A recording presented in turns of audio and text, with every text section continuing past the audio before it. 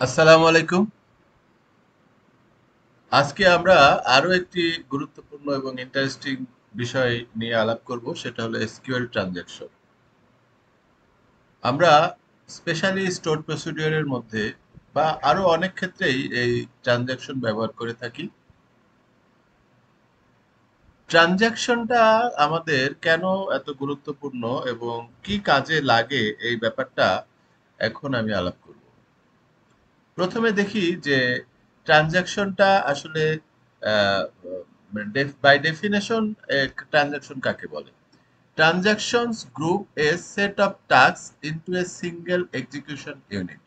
অর্থাৎ আমরা একটা এক্সিকিউশন গ্রুপ বা ইউনিট তৈরি করব, যার মধ্যে এই ট্রানজ্যাকশনটা দিয়ে আমরা এই এরিয়াটাকে ডিফাইন করে রাখবো। Each transaction begins with a specific task and end with when all the tasks in the group successfully complete. এবং এই গ্রুপের মধ্যে অনেকগুলি আমরা কাজ রাখতে পারি। ট্রানজাকশনটা তখনই সফল হবে, তখনই এই প্রত্যেকটা কাজ একসাথে ওকে হবে, যদি সবগুলি টাস্ক সফলভাবে কমপ্লিট হয়। যদি ধরেন আমি একটা ট্রানজাকশন এরিয়ার মধ্যে পাঁচটা আলাদা আলাদা কাজ রেখেছি, হয়তো একটা টেবিলে আমরা ডেটা ইনসার্ট করছি, আরেকটা টেবিল থেকে ডেটা আপডেট করছি, আরেকটা টেবিলেও ইনসার্ট করতেছি, এরকম পাঁচটা কাজ আমরা করেছি। তো মনে করেন পঞ্চম নাম্বার কাজটা কোনো কারণে সাকসেসফুলি ডান হইলো না। টেবিলে হয়তো ইনসার্ট করতে গিয়ে দেখলো যে ওখানে একটা এমন ভ্যালু ইনসার্ট করার কমন দেওয়া আছে যেটা হয়তো ওখানে ইনসার্ট যোগ্য না, বা ওটা কোনো কারণে ফেল করলো। বা চারটা চলার পরে আহ, আহ, পঞ্চম নাম্বারটা চলার আগেই হয়তো আপনার নেট কানেকশন চলে গেল, ইলেকট্রিসিটি চলে গেল, যে কোনো কিছু হইতে পারে। তাহলে এটি কিন্তু আর কমিট হলো না, অর্থাৎ আমাদের বাকি চারটা যে সাকসেসফুলি ডান হবে সেটা আসলে হবে না, ফাইনালি এটা কিছুই হইলো না। তো এখানে এটাই বলছে, if any of the task fail the transaction fails. আচ্ছা, ট্রানজাকশনে তাহলে আমাদের একটা ব্লক থাকে, যে ব্লকটাকে আমরা ট্রানজাকশন ব্লক বলি। ট্রানজাকশন ব্লকের শুরু হয় এবং শেষ হয়। তো শুরু শেষের মাঝে অনেকগুলি স্টেটমেন্ট থাকে, হয় সেটা কমিট হয়, না হয় রোল ব্যাক হয়। কমিট হওয়া মানে ওই ব্লকের সবগুলি কাজ সাকসেসফুলি ডান হলে এটা কমিট হয়, সাকসিড হয় ট্রানজাকশন। আর যদি ব্লকের সবগুলি কাজ সাকসেসফুলি ডান না হয়, কোনো একটাতে প্রবলেম হয়, তাহলে আসলে কোনোটাই সাকসেসফুলি ডান হয় না। তাহলে এটা আমাদের লাগে কেন? অনেক সময় আমাদের এরকম প্রয়োজন হয় যে, ধরেন আমরা কোনো একটা স্টক ম্যানেজমেন্ট করছি, কোনো একটা সেলস আইটেম হয়তো সেল হয়ে যাচ্ছে। তো এই সেল এন্ট্রির জন্য আমাদের সাধারণত একাধিক টেবিল থাকে, একটা হয়তো চাইল্ড টেবিল থাকে।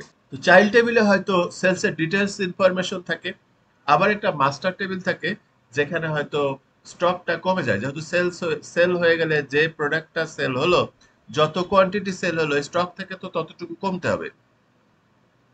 আরো টেবিল থাকতে পারে হয়তো, আহ, আহ, ধরেন এক্সিকিউটিভের একটা টেবিল থাকতে পারে, সেখানে এক্সিকিউটিভেরও ক্রেডিট বা নাম যেতে পারে যে এই এক্সিকিউটিভ সেল করলো, ইত্যাদি ইত্যাদি। তাহলে একটা সেল হইলে আমরা আসলে তিন চারটা টেবিলকে আপডেট করতে হচ্ছে এই ক্ষেত্রে।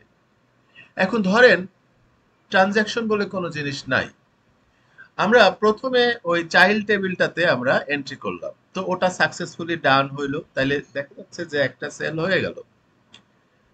তারপরে আমরা হয়তো মাস্টার টেবিলে গেলাম, মাস্টার টেবিলে গিয়ে কোনো একটা কারণে, এররের কারণে মাস্টার টেবিলে সেলটা আর হইলো না। তাহলে আমাদের প্রবলেমটা কি হইলো, যে চাইল্ড টেবিলে দেখাচ্ছে যে একটা আইটেম সেল হয়েছে, কিন্তু মাস্টার টেবিলে স্টক কিন্তু কমেনি। ওই প্রোডাক্ট হয়তো একটাই ছিল, কিন্তু প্রোডাক্টটা এখনো স্টিল এক্সিস্ট করতেছে, কারণ স্টক কমে নাই। সেল হলে যে স্টক কমে, কেন কমলো না? কারণ ওই যে চাইল্ড টেবিলে ঠিকই কাজ হয়েছে, মাস্টার টেবিলে কাজ হয় নাই, এরকম হইতেই পারে। তো এখন আমাদের তাহলে করা উচিত ছিল কি, যে চললে এই তিন চারটা কোয়েরি একসাথে চলবে, একসাথে ডান হবে। আর যদি না চলে, কোনোটাই চলবে না, এই ধরনের একটা কিছু যদি আমাদের আহ, করতে পারতাম, তাহলে এটা আসলে ভালো হইতো। তো এইটার সমাধান করার জন্যই এই ট্রানজাকশনটা এসেছে। তো এখানে দেখেন আমরা একটা ট্রানজাকশন এখানে এক্সাম্পল আছে, আমরা এটারে কপি পেস্ট করি, এসকিউএল সার্ভারে নিয়ে যাই।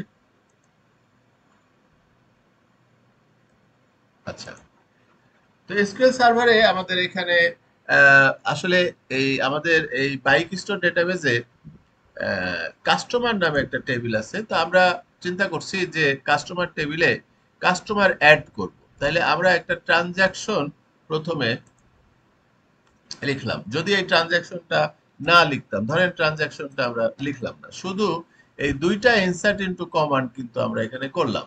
এখন আমরা চাচ্ছি যে এই আকসাদুর রহমান এবং আজাদ রহমান দুজন একসাথে আমার এই কাস্টমার হিসেবে জয়েন করবে। যদি আকসাদুর রহমান না জয়েন করে কিন্তু আজাদ রহমান জয়েন করবে না, এরকম আমরা চাচ্ছি না। ফাইন, আমরা মনে করেন দুইটা ইনসার্ট ইনটু দিয়ে আমরা দুইটা কাস্টমারকে এখানে ইনসার্ট করছি। কোনো কারণে আমি ইচ্ছা করেই এই আজাদ রহমানের সময় একটা ফিল্ড কমাই দিলাম, কমেন্ট করে রাখলাম, কিন্তু সেখানে আবার ভ্যালু দিয়ে দিয়েছি। তার মানে এটা আসলে ম্যাল ফাংশন হচ্ছে, এইটা কিন্তু চলবে না, এটা কিন্তু ডান হবে না। তার মানে আজাদ রহমান এন্ট্রি হবে না। এটা ধরেন ভুল বশত হয়েছে বা কোনো কারণে হয়তো জিপ কোডও আছে, কিন্তু কোনো একটা প্রবলেমের কারণে এই এই কোডটা রান হলো না।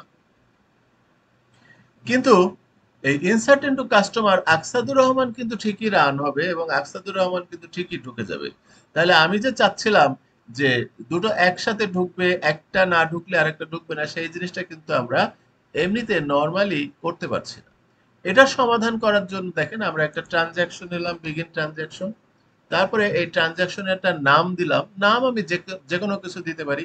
আমি এখানে অ্যাড কাস্টমার দিলাম। তারপরে আমি এই কথাগুলি লিখলাম। তারপরে আমি এখানে কমিট ট্রানজাকশন করলাম, অর্থাৎ আমার এই যে কোডগুলি আছে এই কোডগুলি কমিট করো। তো যেহেতু এখানে একটা প্রবলেম আছে, সে কিন্তু দুইটার একটাও কমিট করবে না, যেটা ট্রানজাকশন না ইউজ করলে কিন্তু এটা ইনসার্ট হয়ে যেত। এখন যদি আমরা রান করি, দেখেন এক্সিকিউট করি, সে কিন্তু এখানে বলছে যে না, এখানে একটা প্রবলেম আছে এই দ্বিতীয়টাতে, সো এখানে করে নাই। এখন আমাদের সন্দেহ হতে পারে যে আকসাদুর রহমান ঢুকে গেল কিনা, দেখি আমরা। তো আমরা এই কাস্টমার টেবিলে আমরা যদি এখানে যদি আমরা সিলেক্ট স্টার ফ্রম কাস্টমার দিয়ে এক্সিকিউট করি, তো সাধারণত লাস্টেই ঢুকবে। এই লাস্টে কিন্তু দেখেন আকসাদুর রহমান বলে কিছু নাই, তাহলে আকসাদুর রহমান এখানে ইনসার্ট হয়নি। আচ্ছা, তো আমরা বুঝতে পারলাম যে ট্রানজাকশন কি কাজে লাগছে। যদি এই ট্রানজাকশনটা ইউজ না করতাম তাহলে কিন্তু আকসাদুর রহমান ঢুকে যেত, কিন্তু আজাদ রহমান ঢুকতো না। চলুন আমরা আরেকটা উদাহরণ দেখি।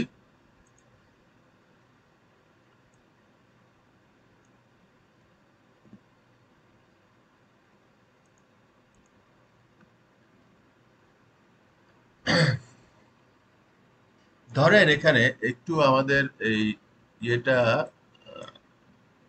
নষ্ট হয়ে গেছে, আমি আবার ঠিক করি কোডটা। এখন মনে হয় ঠিক হয়েছে। ধরুন আমরা এখানে কোড লিখলাম, কোডে আমরা অ্যামাউন্ট নামে একটা ভেরিয়েবল নিলাম, সেখানে 1400 বললাম। তারপরে আমরা একটা আপনার এই কাস্টমার, আসলে অ্যাড কাস্টমার হবে, এমপ্লয়ি না, সো এটাকে আমরা কাস্টমার করে দিই, অ্যাড কাস্টমার। এবং আমাদের এই অ্যাড কাস্টমারটা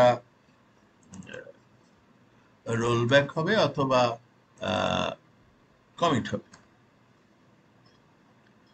এখানে আমরা একটা ট্রানজাকশন ডিক্লেয়ার করলাম, করার পরে আমরা এই কামাল হোসেনকে এখানে অ্যাড করতে চাই ওই কাস্টমারের মধ্যে। তো অ্যাড করার জন্য ইনসার্ট ইনটু করে যা যা করার করলাম। তো আমাদের এখানে একটা শর্ত সাপেক্ষে অ্যাড করব, যে ধরেন আমাদের কোনো কারণে শর্তটা এরকম হলো যে অ্যামাউন্টটা যদি 1400 থেকে ছোট হয় তাহলে ইয়ে হবে না, মানে 1400 থেকে ছোট হলে না, 1400 থেকে ছোট না, 1000-এর থেকে ছোট হলে অ্যাড করব না আমরা। তো অ্যামাউন্টটা তো 1400 আছে, আমরা প্রথমে 900 করি, 1000-এর থেকে ছোট করে ফেলি। তো 900, তাহলে এরকম কন্ডিশনে দেখেন আমি একটা শর্ত দিয়েছি, ইফ দিয়ে শর্ত দিয়েছি যে 1000-এর থেকে ছোট অ্যামাউন্ট হলে আমরা এইটাকে কিন্তু ইনসার্ট করতে চাই না, কামাল হোসেন কিন্তু ইনসার্ট হবে না। অর্থাৎ ধরেন কোনো কাস্টমারের একটা ফি নিব আমরা, কথার কথা, সেই ফিটা যদি 1100 চেয়ে কম হয় তাহলে তাকে কাস্টমার হিসাবে ইনসার্ট করব না। এখানে অবশ্য 1000 আছে, 1000 এর থেকে কম হলে কাস্টমার হিসেবে ইনসার্ট করব না। তো সেটা আমরা এখানে বলে নিলাম যে ইফ অ্যামাউন্ট লেস দ্যান 1000, তাহলে ইনসার্ট না হলে কি হবে, রোল ব্যাক হবে। এই যে ইনসার্ট হচ্ছে না এই ঘটনাটাকে বলা হয় রোল ব্যাক।